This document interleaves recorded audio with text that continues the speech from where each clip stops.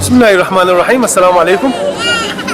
Umut Kervanı Cizre olarak düzenlemiş olduğumuz kermes alanındayız. Kermesimiz bayan ve erkek olmak üzere iki ayrı standtan meydana geliyor. Her iki standımızda ayrı ayrı olarak Cizre'nin mahalli yemekleri, tatlı çeşitleri, giyim eşyası ve kitaplar bulunmakta.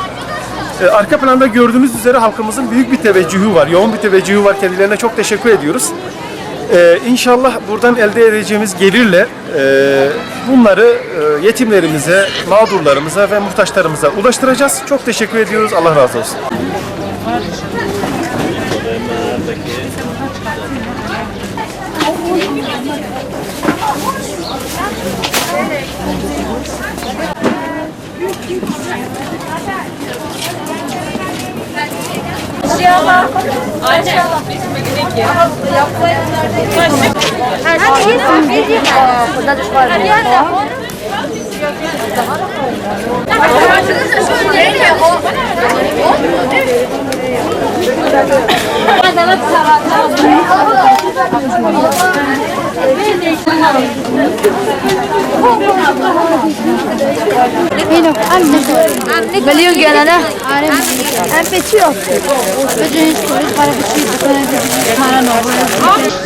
Umut Kervanı yani Cizre'de bir etkinlik düzenlenmektedir.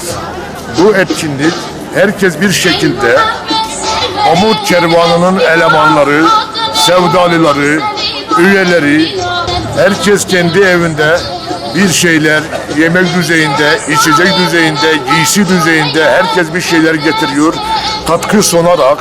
Katkı sunarak insanlarımızın, Cizre halkımızın bir şekilde gelip burada pazarlama yapması, yiyip içmesi veya gereken her ne varsa alıp götürmesi, gelinen bu paranın bir bütün olarak fakire, fukaraya ve kimsesizlere gitmesi bu başlı başına büyük bir olaydır, büyük bir sevinçtir.